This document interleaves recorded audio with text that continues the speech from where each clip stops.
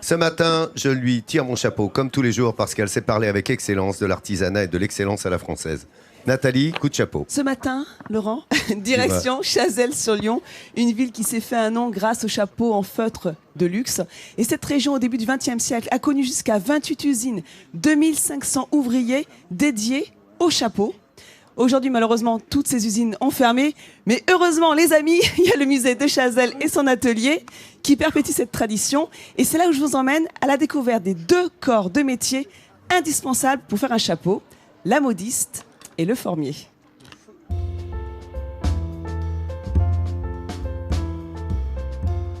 La paisible campagne du Rouennais se réveille doucement sous les premiers rayons de soleil. À voir ces paysages, difficile de croire que dans les années 30, la petite ville de Chazelles-sur-Lyon était une cité industrielle où résonnaient des bruits d'usines. Ici, on fabriquait des chapeaux de feutre à une échelle industrielle vendus dans le monde entier. Désormais, les usines ont fermé, mais Chazelles garde ce riche passé en mémoire dans le musée du chapeau, installé sur le site d'une ancienne fabrique. Ici, on peut admirer bibi, chapeau d'homme, toque ou couvre-chef extravagant. Mais surtout, on peut assister à la création d'un chapeau. Et pour créer un chapeau, 2 corps de métier sont indispensables. La modiste, Marion découpe, coud et s'occupe des finitions et des ornements du chapeau. Mais avant ça, il y a le travail du formier, et c'est Didier qui s'en charge. Il sculpte le bois pour créer des formes à chapeau. Voilà. Je suis littéralement ce qu'on appelle une petite main, un artisan de l'ombre, mais sans le travail obscur, on va dire, du formier qui est dans son petit atelier, etc. Il y a beaucoup de chapeaux de haute couture et autres qui n'existeraient pas. Donc ça m'amuse bien, cette histoire-là. Et ça paraît incroyable, mais tout commence avec ça, une simple planche de bois. Le départ d'une forme, c'est ça. Ça, c'est du tilleul. Dans un bloc de bois, il trace un gabarit à la taille de la tête. Ensuite, place à la découpe.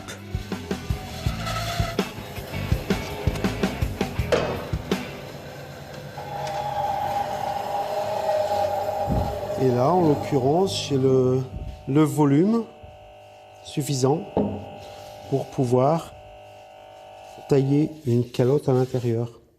Voilà. La calotte, c'est la partie centrale du chapeau, celle qui emboîte la tête. C'est en la dessinant que Didier peut donner libre cours à sa créativité. Quand on voit les formes tout en courbes minutieuses et en lignes parfaites, on comprend pourquoi Didier, qui a été sculpteur pendant 10 ans, s'est tourné vers la profession de formier à chapeau. C'est l'arête. Une fois la forme à chapeau dégrossie, Didier passe au limage. Il polit son œuvre avec des lignes de plus en plus fines pour arriver à un résultat parfait. Une fois polie et vernie, la future calotte du chapeau ressemble presque à une œuvre d'art. Il ne manque plus que le bord. C'est celui-ci, donc, qui est très relevé devant, un petit peu comme on pourrait dire, comme un chapeau de mousquetaire. Mais pour que la forme se transforme en un couvre-chef, il faut une modiste. Autrement dit, une créatrice de chapeaux. Et ça, c'est le rôle de Marion. Alors montre-moi cette forme. Écoute, j'ai bien dessiné. Alors j'ai imaginé une... Hop. Et dès le premier coup d'œil, la jeune femme est enthousiaste. En m'inspirant un petit peu des... C'est sympa le fait que la pointe rejoigne... Exactement, on est dans l'axe. Je pense qu'il y a moyen d'avoir quelque chose d'original, mais sympa. C'est maintenant à elle de jouer. Ici à Chazelles, la tradition, c'est la fabrication du chapeau en feutre, une étoffe imperméable en poil de lapin. Dans le musée, on a reconstitué un véritable atelier de moulage. Marion place une cloche de feutre dans la vapeur de cette marmite fumante et après quelques secondes d'attente seulement... On va ouvrir et on va venir tout de suite la former, comme ici, sur la forme en bois. Donc là, il faut avoir de la force, de la rapidité pour garder la chaleur. Ensuite, elle fait passer une ficelle bien serrée tout autour de la forme. Sur le sommet de la calotte, elle cloue des brins de jonc. Le but, faire adhérer au plus près le tissu au moule. Hop. La même opération est réalisée pour le bord. Après une journée de séchage, le feutre aura pris la forme désirée et ne bougera plus.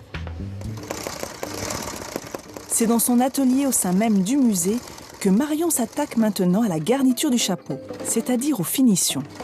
Couture, découpage des bords, tout est fait au millimètre près. Faut pas faire d'accro. Quelques plumes de pintade et quelques perles plus tard, voilà le résultat. Marion a fini son chapeau. Il va pouvoir rejoindre sa collection en vente dans le musée. Et un chapeau de plus qui ornera la tête d'une élégante. Une tradition dont on ne se lasse pas ici, à Chazelles-sur-Lyon. Alors là, coup de chapeau. Non, c'est exceptionnel. Ah ouais. Tu vois, on vient de découvrir, enfin moi je viens de découvrir la façon dont on faisait un chapeau, pardonne-moi. Et leur spécialité, tu l'as vu, c'est le feutre en poil de lapin. Et ils font 2 collections par an qui sont disponibles donc à la vente à l'atelier du musée de Chazelles. Et alors regardez, pendant ce temps-là, on a eu Joséphine le temps de se Becker. remettre. C'est vrai que ça va un peu ça. Joséphine. Et pas ma ceinture de banane. Donc, je dis n'importe quoi. Non, mais non, alors, ça non, peut non, dire- non, non, c'est pas le moment. Alors regarde ce travail. Donc elle travaille le feutre ras. Donc elle a coupé ses feutres, elle a fait ses petites fleurs. Et regardez, Non, ce la qui est beau, fleur est c'est de l'autre côté. mince. ce qui est bien, non. c'est Ok, le mélange du d'accord. strass et C'est du rien, noir. c'est rien, Nathalie. J'ai l'impression que je C'est fais très années 20, très années 30. Enfin bon, Ouais. voilà, c'est parfait pour une Non, petite mets-toi de soirée. l'autre côté, mets-toi du bon. Voilà. Tu veux que je parle de dos aussi pendant qu'on y est? Ah, regarde, Regardez, voilà. Joséphine Becker. Ça te va franchement. très très bien. Je Nathalie. continue avec Ça Nat. te va super bien, Nathalie. Merci. Nat, t'as le bibi tressé, ça j'adore. Alors Marion, pour le travailler, elle va tresser 3 brins en feutre. Donc là, c'est du beige, du safran et du Feutre. marron foncé. Feutre. Feutre ou feutre. Mais Oh, Nathalie, c'est bon, on peut j'ai faire les l'impression deux. d'être Voilà, transportée il le dans tresse. une autre époque en fait. Et une fois qu'elle a tressé ses brins, eh bien, elle va les coudre en tourbillon, comme un canotier. Je suis d'accord. Et je t'ai rarement vu avec un bibi, Nathalie. Ça te va très bien. Ouais, ça Merci. lui va bien aussi. Alors, on passe Jean-Seb, qui n'a pas de bibi, et on continue avec Hélène.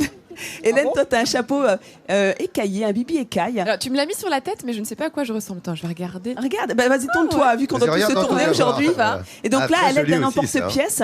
Elle va justement découper toutes ces petites écailles et elle va travailler différentes matières. Le cuir orange, justement le orange que vous voyez, mais il est en cuir. Et le reste en feutre beige et en feutre noir. Toi, Lolo, regarde, je t'ai mis plein de chapeaux devant toi pour que tu prennes le temps de oh là là, mais quel homme, quelle élégance. Voilà. Entre ici, Jean Ah là Moulin. là. Entre ici, Jean Moulin. En tricycle. Et regarde, qu'il montait t'as plein de l'estive, feutres là. de Mais il y en a coloris plein, là, différents, oui. tu peux te faire plaisir. Et je voulais Qu'est-ce aussi qu'ils vous montrer vont celui-là que je trouve essayer, assez marrant, c'est l'aviateur Strass. Alors attention, je précise que c'est un pompon en fausse fourrure. Et donc là, c'est aussi une manière de travailler le feutre différemment, parce que là, elle va pas utiliser une forme pour celui-ci. Elle va devoir le coudre, tu vois, parce que c'est quand même, c'est un style qui est très différent. Et bien évidemment, on a cette chance d'avoir Marion qui est avec nous en plateau, donc on va Eh ben la là, féliciter. sacré talent, Marion, je peux te dire. Talent Midi en France, alors Marion, modiste chapelière. Et Didier, que vous avez vu dans le reportage, hein, grand bravo. Et je ne peux que vous inciter à aller visiter le musée de Chazelles et son atelier. Et vous prévoir Marion travailler devant vous. Voilà, encore un grand bravo. Hein. On a mis évidemment toutes les coordonnées de Marion sur Ah bah, à chaque France3.fr, fois. Internet et sur le Midi en France officiel. Vous avez un sacré talent, Marion. Non seulement vous avez de beaux yeux, mais vous avez un sacré talent. Et un joli bibi, elle aussi, regarde. Ah, Elle, Bibi tiens. est très mignon, ouais, elle a fait un spécial Bibi. Merci beaucoup Nathalie et bravo à Marion.